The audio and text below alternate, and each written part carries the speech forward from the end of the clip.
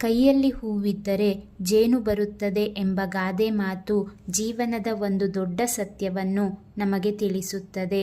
ಹೂವಿಗೆ ಸ್ವಾಭಾವಿಕವಾಗಿ ಸೌಂದರ್ಯ, ಸುಗಂಧ ಮತ್ತು ಮಧುರತೆ ಇರುತ್ತದೆ. ಅದಕ್ಕಾಗಿಯೇ ಜೇನುಹುಳುಗಳು ಹೂವಿನತ್ತ ತಾವಾಗಿಯೇ ಬರುತ್ತವೆ.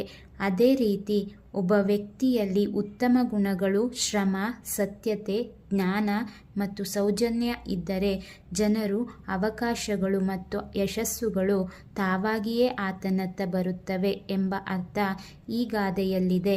ಮಾನವನ ಜೀವನದಲ್ಲೂ ಇದೇ ನಿಯಮ ಅನ್ವಯಿಸುತ್ತದೆ. ಯಾರಾದರೂ ಕೇವಲ ಫಲಿತಾಂಶಕ್ಕಾಗಿ ಓಡಾಡುತ್ತಾ ಶಾರ್ಟ್ಕಟ್ ಮಾರ್ಗ ಹುಡುಕುತ್ತಾ ಇದ್ದರೆ ಅವರಿಗೆ ನಿಜವಾದ ಯಶಸ್ಸು ಸಿಗುವುದು ಕಷ್ಟ.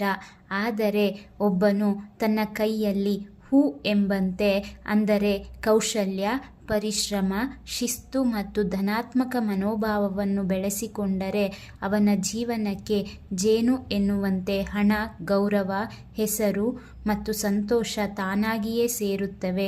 ಉದಾಹರಣೆಗೆ, ಒಬ್ಬ ವಿದ್ಯಾರ್ಥಿ ಪ್ರಾಮಾಣಿಕವಾಗಿ ಓದಿ ಜ್ಞಾನ ಸಂಪಾದಿಸಿದರೆ ಉತ್ತಮ ಅಂಕಗಳು, ಉತ್ತಮ ಅವಕಾಶಗಳು ಅವನನ್ನು ಹುಡುಕಿ ಬರುತ್ತವೆ.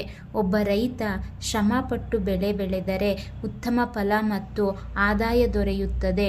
ಒಬ್ಬ ಉದ್ಯೋಗಿ ನಿಷ್ಠೆಯಿಂದ ಕೆಲಸ ಮಾಡಿದರೆ ಪದೋನ್ನತಿ ಮತ್ತು ಗೌರವ ಅವನಿಗೆ ದೊರೆಯುತ್ತದೆ.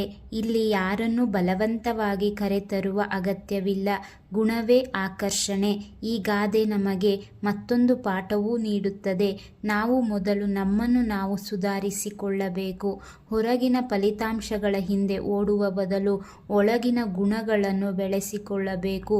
ಹೂವಿಲ್ಲದೆ ಜೇನು ಬರುವುದಿಲ್ಲ ಎಂಬಂತೆ ಗುಣವಿಲ್ಲದೆ ಯಶಸ್ಸು ಬರುವುದಿಲ್ಲ. ಆದ್ದರಿಂದ ಜೀವನದಲ್ಲಿ ಯಶಸ್ಸು ಬೇಕೆಂದರೆ ಮೊದಲು ನಮ್ಮ ಕೈಯಲ್ಲಿ ಹೂ ಇರಲಿ, ಅಂದರೆ ಶ್ರಮ, ಗುಣ ಮತ್ತು ಸತ್ಕಾರಗಳು ಇರಲಿ. ಆಗ ಜೇನು ಎಂಬಂತೆ ಸುಖ, ಸಮೃದ್ಧಿ ಮತ್ತು ಗೌರವ ನಮ್ಮ ಜೀವನಕ್ಕೆ ತಾನಾಗಿಯೇ ಬರುತ್ತದೆ.